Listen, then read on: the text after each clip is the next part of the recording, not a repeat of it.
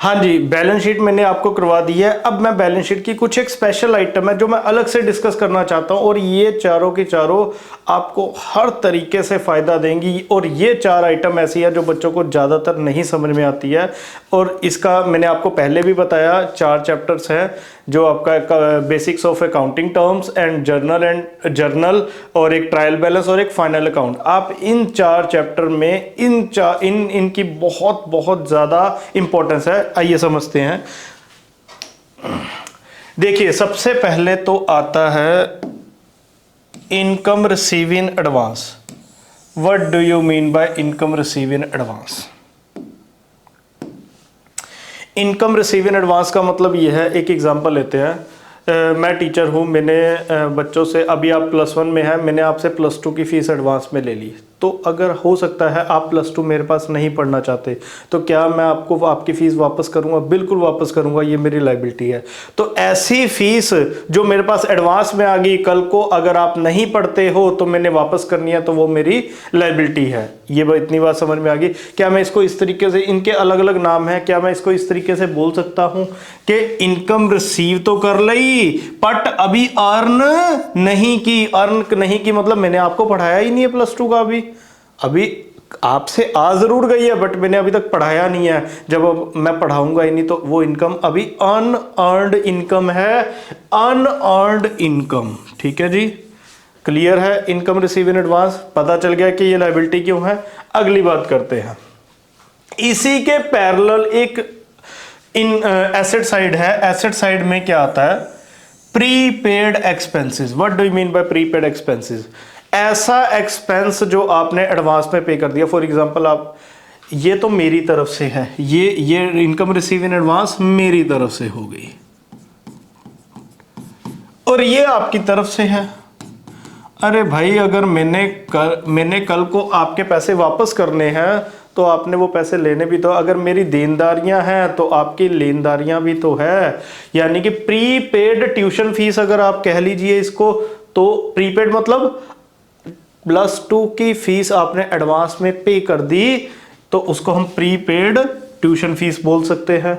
या ये बोल सकते हैं फीस आपने पे की है, एडवांस में पे की है। एक और वर्ड है अनएक्सपायर्ड फीस। अनएक्सपायर्ड फीस का मतलब क्या हुआ? अनएक्सपायर्ड का मतलब ये हो गया कि वो पैसे अभी भी एक्सपायर नहीं हुए। ऐसा खर्चा जो आपने एडवांस में पे कर दिया है। पर एक एग्जांपल लेते हैं, आपने इंश्योरेंस करवा लिया। ठीक है जी, इंश्योरेंस करवा लिया, आपने इंश्योरेंस करवाया, वो 1 साल का करवाया। ठीक है, जून में आपने करवाया तो अगले साल की जून में खत्म होगा।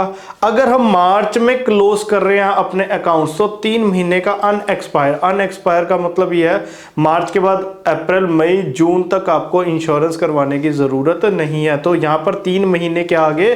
3 महीने आपके अनएक्सपायर्ड आगे। बिल्कुल ठीक है। इसी तरीके से आपने +1 में +2 की फीस दे दी है, आपने एडवांस में फीस दे दी, तो फीस जो आपने एडवांस में दी है हम उसे क्या बोलेंगे? अभी +2 मैंने आपको पढ़ाई नहीं है, तो आपने वो लेनदारियां, आपकी तरफ से वो लेनदारियां, यानी कि अनएक्सपायर्ड फीस है। अनएक्सपायर्ड यानी कि वो अभी फीस की एक्सपायरी नहीं हुई। हाँ, जब मैं आपको +2 पढ़ा दूंगा, +2 में आपको पढ़ा दिया, वो फिर एक्सपायर हो गए, फिर आप मेरे से फीस वो वापस नहीं ले सकते हैं।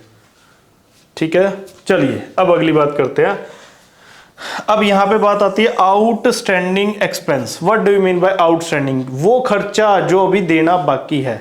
आउटस्टैंडिंग मतलब जो अभी देना बाकी है, एक्सपेंस मतलब खर्चा, ऐसा खर्चा जो अभी देना बाकी है। फॉर एग्जांपल, आपने घर में अपने मजदूर लगाए। ठीक है जी, मजदूर लगाए तो हैं बट आपने उनसे आज पूरा दिन काम करवा लिया, तो अभी आपने पैसे नहीं दिए। पैसे नहीं दिए का मतलब क्या है? तो आप ये कहेंगे कि मैंने वेजेस देनी तो बाकी है बट अभी आउटस्टैंडिंग है। आउटस्टैंडिंग वेजेस, इसको आप ऐसे बोल दीजिए, ये है क्या? Outstanding wages. कि आपने काम तो करवा लिया पर अभी उसके पैसे नहीं दिए, यानी कि आप के देने तो बन गए, एक्सपेंसेस ड्यू तो हो गए, देने बन गए बट नोट पेड, अभी पे नहीं किए। देने बन गए क्योंकि उस मजदूर ने अपना काम कर दिया, आपकी तरफ से देने बन गए बट अभी आपने नहीं दिए।